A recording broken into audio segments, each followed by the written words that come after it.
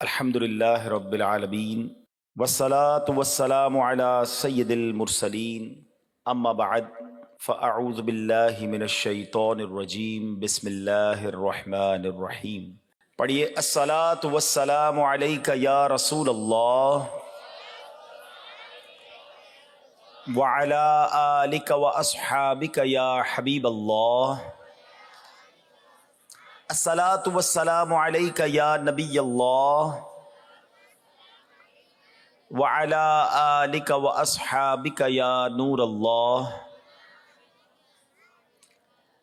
درود پاک پڑھنے کے بے شمار فضائل و برکات ہیں، بہت ساری احادیث فضائل درود میں ملتی ہیں، مگر آج جو میں حدیث آپ کے سامنے پیش کرنے جا رہا ہوں یہ وہ حدیث ہے کہ ایسا لگتا ہے کہ جو اس وقت سینیریو ہے، اس وقت حالات ہیں، لوگ جس پرابلمز میں ہیں، بہت شاندار اس حدیث میں سولوشن عطا کیا گیا۔ سرکار دو عالم صلی اللہ تعالیٰ علیہ وسلم کا فرمان عالی شان ہے، جس کا مضمون ہے کہ تم میں سے جو شخص کسی پریشانی میں ہو، مصیبت میں ہو، اس کو چاہیے کہ مجھ پر کثرت سے درود پڑھے، کہ مجھ پر کثرت سے درود پڑھنا مصیبتوں اور پریشانیوں کو لے جاتا ہے۔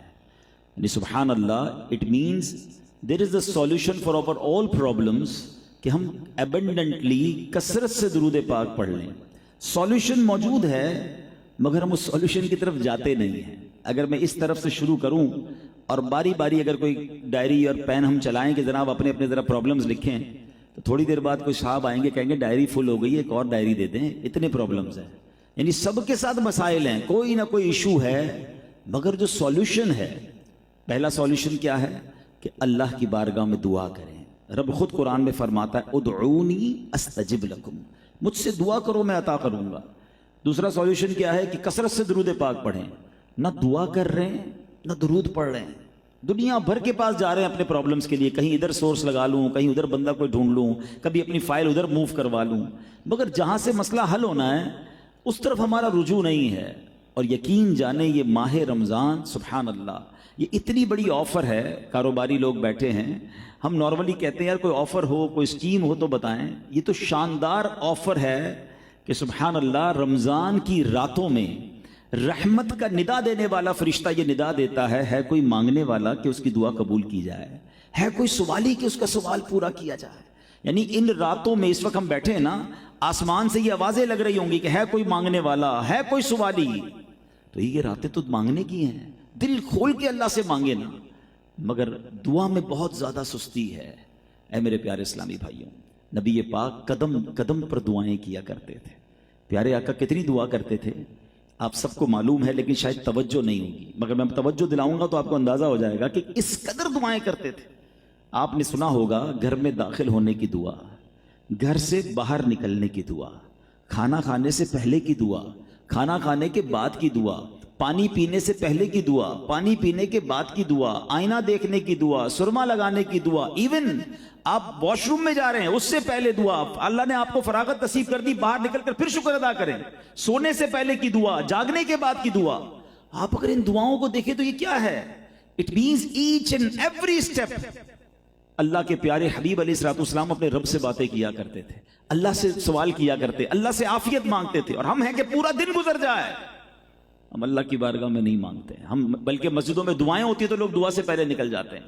تو یہ راتیں عبادت میں گزاریے۔ آج میں نے جس ٹاپک پر بیان کرنا ہے یہ قرآنی واقعہ بھی ہے اور one of the historical event in the history of Islam بھی ہے، اور وہ 17 رمضان کو جو غزوہ بدر ہوا، جس کو یوم الفرقان کہا جاتا ہے۔ یہ ایک ایسا غزوہ ہے، اس کو جتنی بار پڑھیں، جتنی بار سمجھیں، عقل حیران ہو جاتی ہے کہ سبحان اللہ، اللہ نے ان صحابہ کو جذبہ کیسا دیا، اور پھر اس کے بعد اللہ نے ان کی مدد بھی کیسے فرمائی۔ اصحاب بدر کا مقام کتنا بڑا تھا، اصحاب بدر کو اللہ کریم نے کیسا عروج عطا فرمایا۔ مگر اس سے پہلے یہ سمجھنا ہوگا اس وقت سینیریو کیا تھا۔ یاد رہے کہ غزوہ بدر ہوا 2 ہجری کو، ابھی مسلمان مکے سے مدینے پہنچے تھے، سیٹل ڈاؤن بھی نہیں ہوئے تھے۔ اور یاد رہے کہ مکے سے وہ کیسے پہنچے تھے؟ ایمٹی ہینڈڈ، کاروبار بھی چھوڑنا پڑا، پراپرٹیز بھی چھوڑنی پڑی، گھر بھی چھوڑنا پڑا۔ نبی پاک خود 53 سال مکے میں رہے تھے، بچپن وہاں گزرا، میرے آقا کی جوانی وہاں، نبی پاک کا کاروبار، نبی پاک کا واٹ ایور سارا کچھ وہی تھا۔ مگر سب کچھ چھوڑ کر صحابہ اور پیارے آقا کو ہجرت کرنی پڑی۔ آج بھی دنیا میں لوگ مائیگریٹ ہوتے ہیں، کچھ لوگ یہاں سے امریکہ چلے جاتے ہیں، یو کے چلے جاتے ہیں، یو اے چلے جاتے ہیں، لیکن وہ نارمل حالات میں جاتے ہیں، اپنا سب کچھ بیچ کر جاتے ہیں، اپنا سرمایہ موو کرتے ہیں، یا یہاں بھی پراپرٹی رکھتے ہیں، وہاں بھی ہوتا ہے۔ یہ مائیگریشن وہ والی نہیں تھی کہ کوئی ارادتاً ہوئی تھی، یہ تو سڈنلی ہوئی تھی، ظلم کے ساتھ ہوئی تھی، اور ایسی مائیگریشن تھی کہ سفر میں بھی ڈر تھا کہ کہیں راستے میں کفار جو ہے وہ شہید نہ کر دیں اور گرفتار نہ کر لیں۔ تو یہ بڑا ہی سمجھے کہ اس طرح بھی پہنچے تھے، لیکن ان ظالموں کو صبر نہیں آ رہا تھا کہ یہ مدینہ پاک پہنچ گئے ہیں اور وہاں جا کر اگر یہ مضبوط ہو جائیں گے تو اسلام اور آگے بڑھ جائے گا۔ تو انہوں نے پلان کیا کہ ایک ہی باری ایسا حملہ کرنا ہے کہ اسلام کو صفائے ہستی سے مٹا دینا ہے۔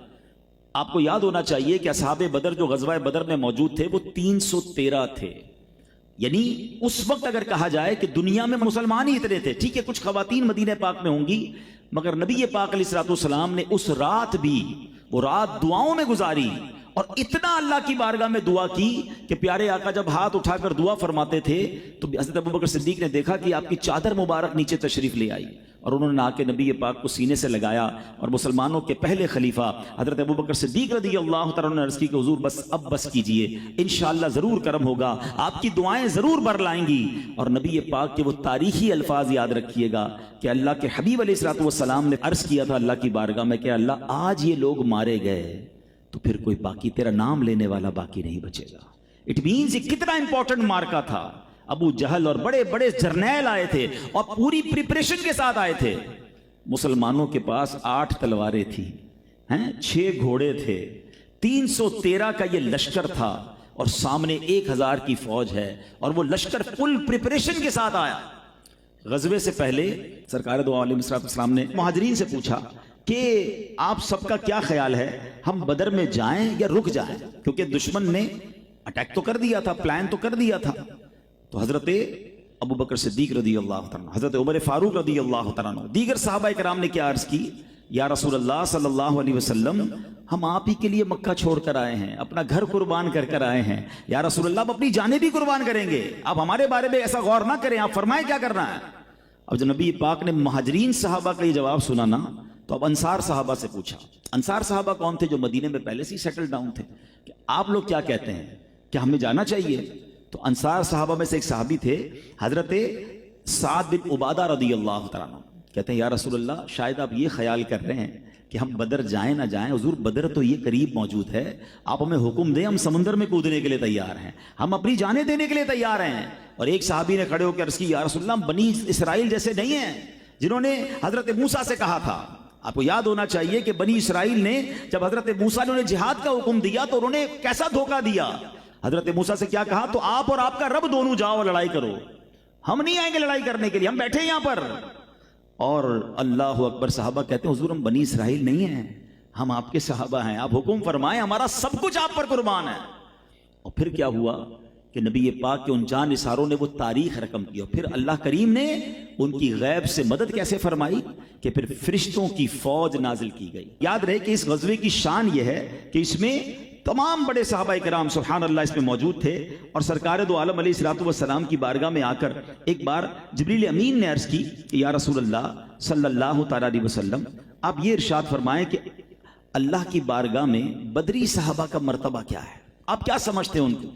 نبی پاک نے فرمایا وہ سارے مسلمانوں سے افضل ہیں، یعنی بدری صحابہ تمام صحابہ میں جو سب سے افضل کیٹیگری ہے وہ بدر کے صحابہ کی ہے۔ حضرت جبریل امین نے پتہ ہے کیا عرض کیا، کہتے ہیں یا رسول اللہ فرشتوں کا بھی یہی عالم ہے کہ جو فرشتے بدر کے میدان میں مسلمانوں کی مدد کے لیے آئے تھے، اللہ نے ان فرشتوں کو بھی باقی تمام فرشتوں سے ممتاز فرما دیا ہے، یعنی ان فرشتوں کا مقام بھی سب سے عرفہ و اعلیٰ ہے، وہ بدری فرشتے کہلاتے ہیں۔ اور اس کی وجہ علماء نے بڑی پیاری بیان کی کہ 1,24,000 کم و بیش صحابہ کرام اور جناب اللہ کے بے شمار فرشتے، لیکن ان صحابہ کی کیٹیگری کو اس قدر ممتاز کیوں کیا گیا اور فرشتوں کا مقام بھی کیوں بلند قرار دیا گیا؟ تو فرمایا کہ سارے چونکہ مسلمانوں کے مددگار اور خاص طور پہ نبی پاک کی خدمت کے لیے حاضر ہوئے، تو نبی پاک علیہ الصلوۃ والسلام کی جو خدمت کرتا ہے، اللہ کے حبیب علیہ الصلوۃ والسلام کے دین کی جو مدد کرتا ہے اللہ اسے ممتاز، بلند اور اعلیٰ کر دیتا ہے۔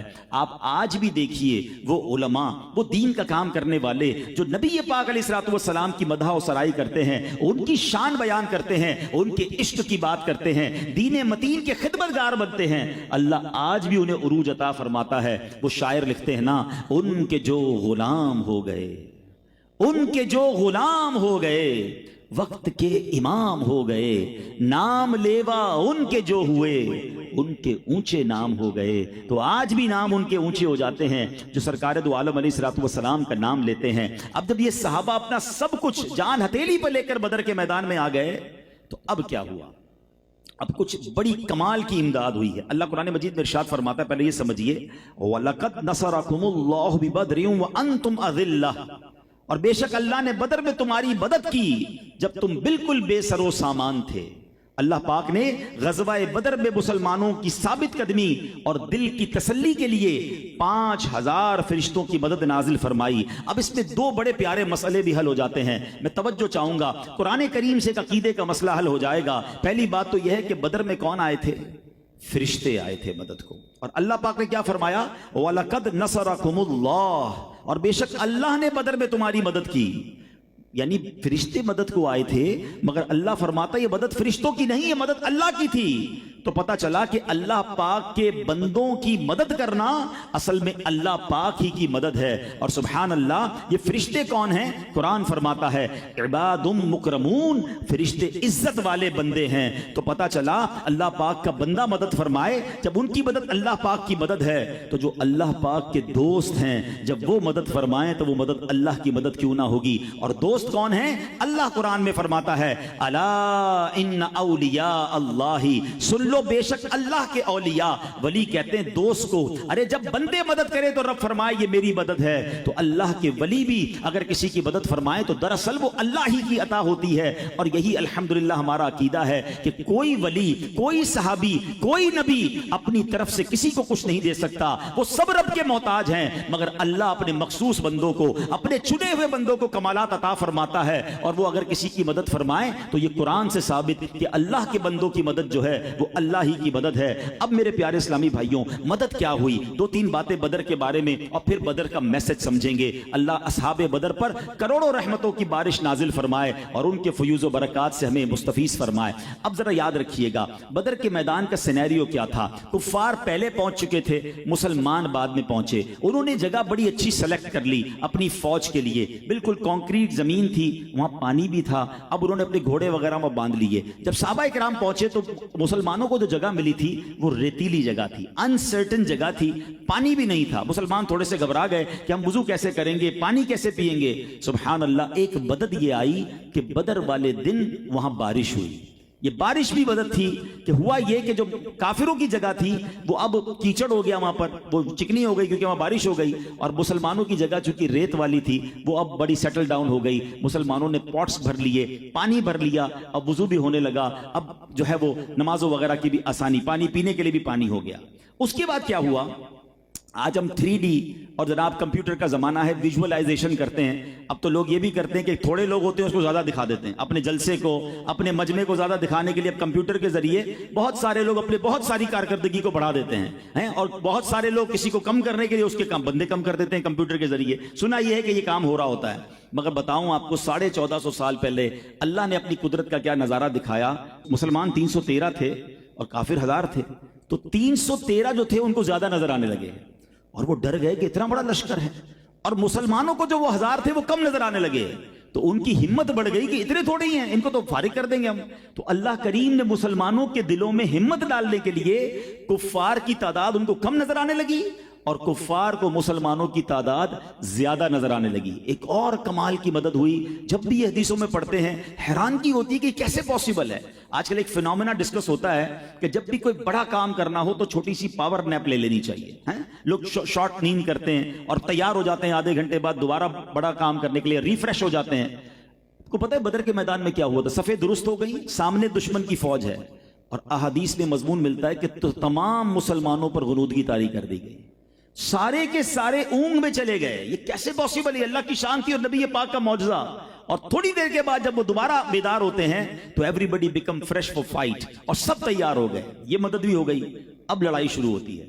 صحابہ تھوڑی دیر بعد نبی پاک کے پاس آ کر کہتے ہیں یا رسول اللہ معاملہ بڑا عجب ہے، ہم تلوار اٹھاتے ہیں اس سے پہلے کہ ہم کسی کا سر اڑائیں سر اس کا پہلے اڑ جاتا ہے. ہمیں حضور اوپر ہمارے گھوڑوں کے چلنے کی آواز آ رہی ہے. نبی پاک نے فرمایا یہ آسمان سے تمہارے لیے مدد آئی ہے اور یہ فرشتے ہیں جو کفار کا کام تمام کر رہے ہیں. دراصل یہ جو باجرہ ہے نا، یہ یوم الفرقان ڈیسائیڈنگ مومنٹ کیوں کہا جاتا ہے؟ اس دن کفار کو لگ پتا گیا کہ اسلام کو مٹانے کی جب بھی کوشش کی جائے گی، جب اللہ ان کی مدد فرماتا ہے پھر ہم بے بس ہو جاتے ہیں. ابو جہل مارا گیا، عتبہ مارا گیا، شیبہ مارا گیا، بڑے بڑے ان کے جرنیل جو گستاخان رسول تھے وہ سب مارے گئے. اور ایک خوف بیٹھ گیا ان میں کہ ان سے کیسے لڑیں، یہ تو تلوار بعد میں اٹھاتے ہیں، پہلے کوئی آسمانی تلوار آ کر ہمارا سر قلم کر رہی ہے. اور بڑی تعداد میں کفار مارے بھی گئے اور جناب بھاگ گئے. یہ اسلام کی تاریخ کے دو واقعات یاد رکھیے گا جس میں اللہ نے ایک بڑا زبردست میسج دنیا کو دیا، تمام دیار کفر کو یہ میسج دیا. ایک اصحاب فیل کا واقعہ کہ جب کعبے کو گرانے وہ آئے تھے تو اللہ نے ابابیل کے لشکر کے ذریعے، چھوٹے چھوٹے کنکروں کے ذریعے، بڑے بڑے ہاتھیوں کے پرخچے اڑا کے بتا دیا کہ جب رب کے گھر کی طرف میلی نظر کرو گے تو اللہ پھر جب مدد کرتا ہے، اللہ جب بدلہ لیتا ہے تو ظالم کو موقع نہیں ملتا. اور بدر کے میدان میں جو فرشتے بھیجے گئے، یہ دو واقعات رہتی دنیا کے لیے سبق ہیں. اور اللہ کریم نے ان لوگوں کی، ان صحابہ کرام کی فرشتوں کے ذریعے مدد فرمائی. یہ ہے بدر کا وہ عظیم مارکا. ایک اور بدر کی رات، بدر سے ایک رات پہلے، اب ذرا سنیے گا ایمان تازہ ہو جائے گا، بلکہ ایک اور عقیدے کا مسئلہ بھی حل ہو جائے گا. ہوا یہ کہ سرکار دو عالم علیہ الصلوۃ والسلام حضرت عمر فاروق رضی اللہ تعالیٰ فرماتے ہیں کہ میں نے دیکھا کہ غزوہ بدر میں ایک دن پہلے نبی پاک علیہ الصلوۃ والسلام میدان بدر میں آئے اور اپنی چھڑی سے آپ نے نشان لگانا شروع کیا. اور آپ فرماتے ہیں ھذا مصرع فلان غدا انشاءاللہ. فرمایا یہاں ابو جہل گرے گا، یعنی ابو جہل کی لاش یہاں ہوگی، یہاں عتبہ گرے گا، یہاں شیبہ گرے گا. ابھی جنگ ہوئی نہیں ہے. حضرت عمر کہتے ہیں دوسرے دن کیا ہوا؟ فوالذی بعثہ بالحق، اس رب کی قسم جس نے آپ کو حق کے ساتھ مبعوث فرمایا. کہتے ہیں جس جگہ نبی پاک نے لکیر کھینچی تھی 1 انچ کا فرق نہیں تھا. جہاں فرمایا ابو جہل گرے گا وہاں ابو جہل کی لاش موجود تھی، جہاں فرمایا عتبہ گرے گا وہاں عتبہ کی لاش موجود تھی. اللہ اکبر. اللہ نے اپنے نبی کو کیسا علم عطا فرمایا. ہم ایک نعت کا شعر سنتے ہیں نا کہ جو ہو چکا ہے جو ہوگا حضور جانتے ہیں. مجھے تو یہ سمجھ نہیں آتی لوگ کیسے بحث کرتے ہیں کہ جناب نبی پاک کے پاس علم غیب تھا کہ نہیں تھا. ارے رب اپنے حبیب کو جو چاہے عطا فرمائے. آج ہم اپنے پیاروں کو اپنا بہت کچھ دیتے ہیں تو اللہ نے اگر کچھ علوم عطا فرمائے اپنی شان کے مطابق تو کسی کو کیا پرابلم ہے. اور ایک اور بات سمجھنی ہے، اعلیٰ حضرت نے یہ علم غیب کا مسئلہ بھی ایک شعر میں ہی جو ہے حل فرما دیا ہے. میں اگر آپ سب سے سوال کروں اس پوری کائنات میں سب سے بڑا غیب کیا ہے، تو سب سے بڑا غیب خود رب تعالی ہے. اللہ تعالیٰ کو اس دنیا میں کسی نے نہیں دیکھا. ٹھیک ہے، آپ بھی ہوتا ہے دنیا میں کسی کو اپنا سب سے بڑا راز بتا دیں، اس کے بعد چھوٹے موٹے راز تو نہیں چھپائیں گے نا یار. اپنی زندگی کا سارا سب سے بڑی چیز تو بتا دی، اس کو اب کیا چھپانا ہے. اللہ سب سے بڑا غیب ہے. کائنات میں کسی نے رب کو نہیں دیکھا. اللہ نے اپنے حبیب علیہ الصلوۃ والسلام کو شب معراج اپنے پاس بلا کر اپنا دیدار کروا دیا.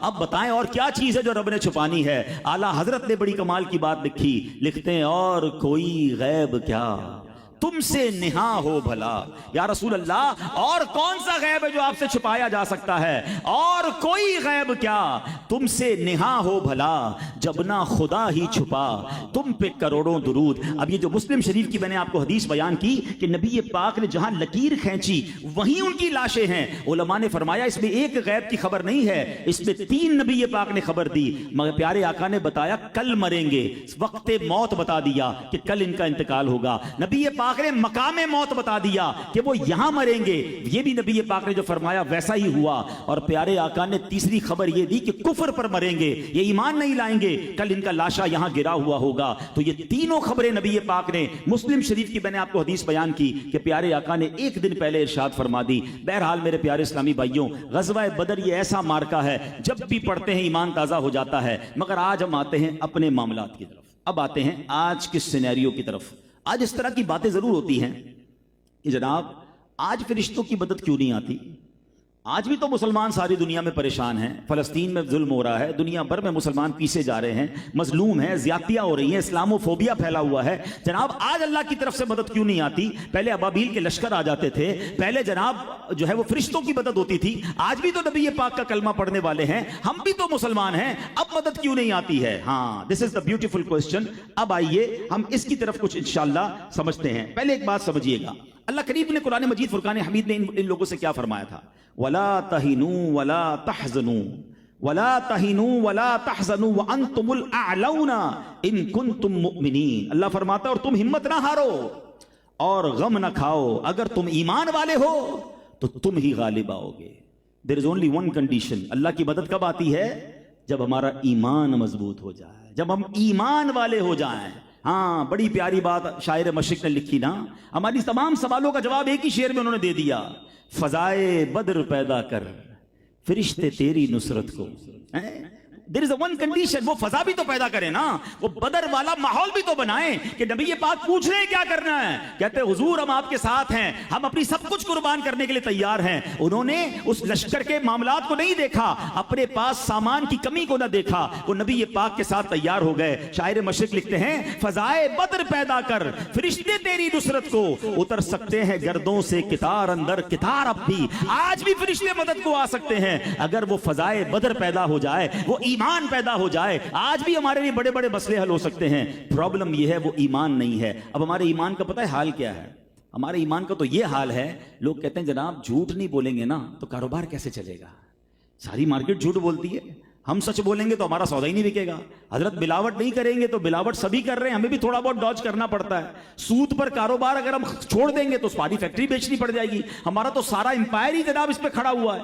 یہ ایمان کا لیول ہے کہ ہم اپنے کسی حرام کام کو چھوڑنے کے لیے اس بات پر بھروسہ نہیں کر رہے ہوتے کہ جناب اللہ کی مدد آئے گی، میں رب پر بھروسہ کروں یا اپنے اسباب پر بھروسہ کروں۔ لوگ اپنی دکان چھوڑ کر نماز پڑھنے نہیں جاتے کہ نماز کے لیے جاؤں گا تو گاہک چلے جائیں گے۔ ارے پھر ایمان کدھر گیا؟ پھر اللہ پر بھروسہ کدھر گیا؟ وہ صحابہ تو وہ ہیں اپنا سب کچھ قربان کر دیں۔ اہل بیت نے کربلا کے میدان میں کیا کیا؟ نواسہ رسول نے یہ نہ سوچا کہ آج یزید کے سامنے میرا پورا خاندان چلا جائے گا، میری نسلوں کا کیا ہوگا، میرے بچوں کا کیا ہوگا، میرے بعد گھر کی خواتین کا کیا ہوگا۔ اللہ اکبر، اپنا سر کٹا دیا مگر اسلام کے پرچم کو بلند کیا۔ مگر آج ہم پنجتن پاک کی غلامی کا دعویٰ بھی کریں، ہم صحابہ کرام سے محبت کا دعویٰ بھی کریں، مگر جب ہم پر بات آتی ہے تو ہم کہتے ہیں یار گھر بار کو بھی تو دیکھنا ہے نا، کاروبار کو بھی تو دیکھنا ہے۔ ارے زمانے کے ساتھ چلنا ہوتا ہے، کس نے کہا آپ زمانے کو نہ دیکھیں، کس نے کہا آپ کاروبار کو نہ دیکھیں، مگر حرام تو چھوڑنا ہوگا نا۔ یہ ایمان تو لانا ہوگا کہ اسباب کچھ بھی نہیں ہے، اصل چیز میرا رب ہے،